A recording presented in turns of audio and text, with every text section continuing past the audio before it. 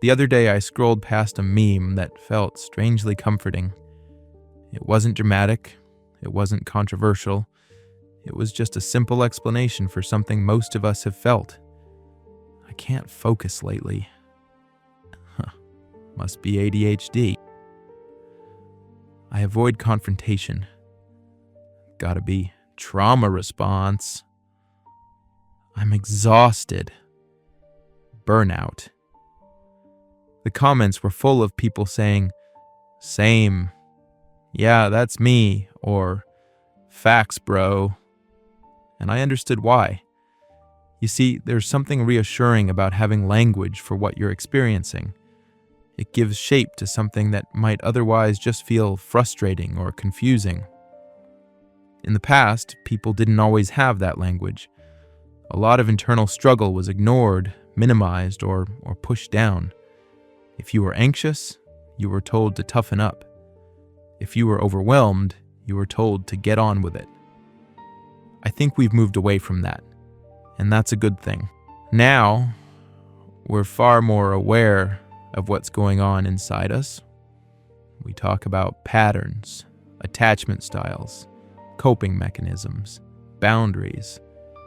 We're more emotionally literate than previous generations ever were. But the thing is, what happens when explanation slowly turns into identity? Because modern culture has blurred a few lines.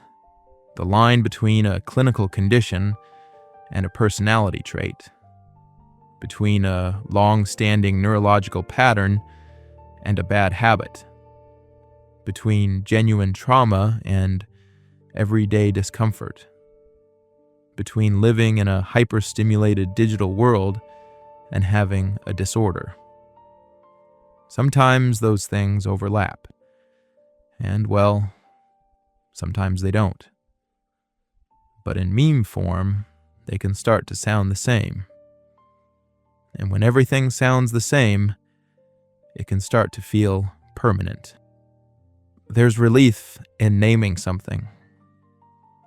When you can say, "Oh, that's why I'm like this." It takes the edge off. It reduces shame. It makes you feel understood. Relief is powerful.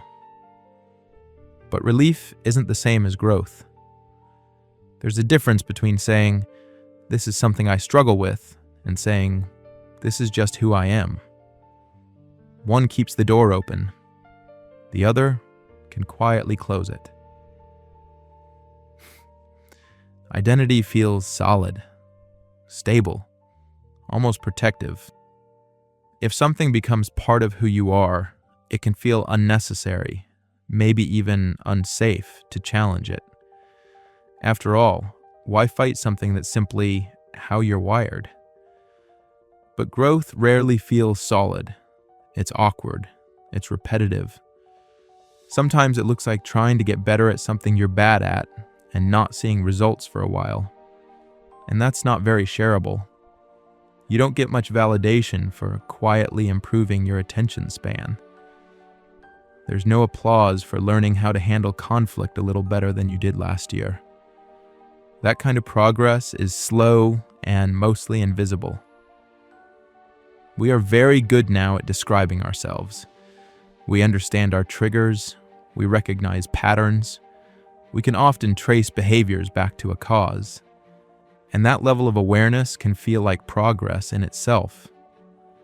But understanding something isn't the same as changing it. You see, recognizing a pattern doesn't automatically interrupt it. Being able to explain your avoidance doesn't mean you've built the courage to face what you're avoiding. Awareness is a starting point. It was never meant to be the finish line. And sometimes I wonder if we stop there because explanation feels satisfying. If I can describe my behavior clearly enough, it almost feels like I've solved it. But effort is slower than insight. It's less neat, less coherent. You don't get to summarize it in a caption. And these days, we live in a world that constantly pulls at our attention, notifications, short videos, constant comparison, endless content. It would be surprising if our focus wasn't affected by that. It would be surprising if we didn't feel mentally scattered sometimes. Some struggles are deeply rooted and clinical. Others are shaped by environment. Some are habits reinforced over years, and some are simply part of being human. If we don't take the time to separate those out, it's easy to let one explanation cover everything. And once that explanation becomes identity, it can quietly set a ceiling.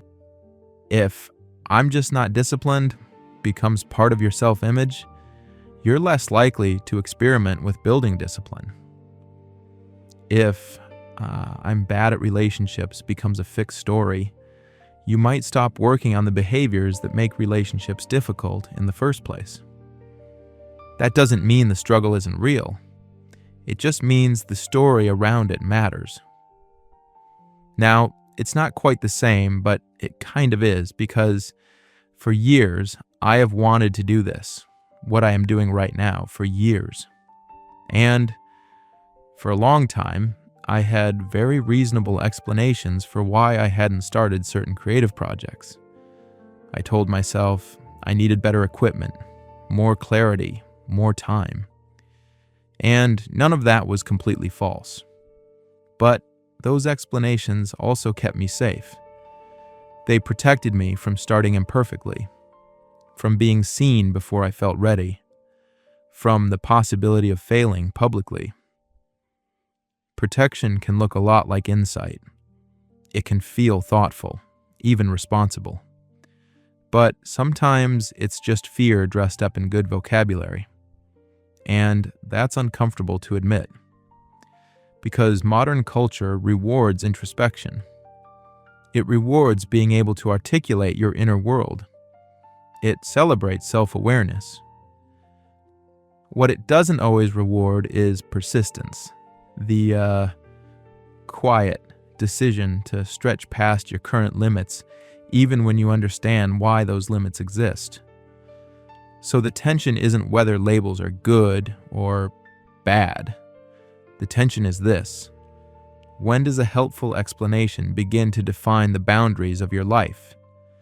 When does self-knowledge become self-definition? And when does self-definition become self-limitation? You hit the heart icon on a meme because it resonated. It made you feel seen. That's human. But maybe the next step isn't just recognition. Maybe it's curiosity. Why did that explanation land so strongly? Is it helping you understand yourself more clearly? Or is it quietly telling you what you can't become? I don't have a final answer. I'm just noticing how easy it is now to narrate ourselves into fixed shapes. Maybe real growth isn't in how well we can describe our patterns, but in how willing we are to move beyond them. So, here's the question I've been sitting with. Where in your life is self-awareness helping you grow? And where might it be drawing a line around what you think is possible? I've just been thinking about that. Maybe you should too.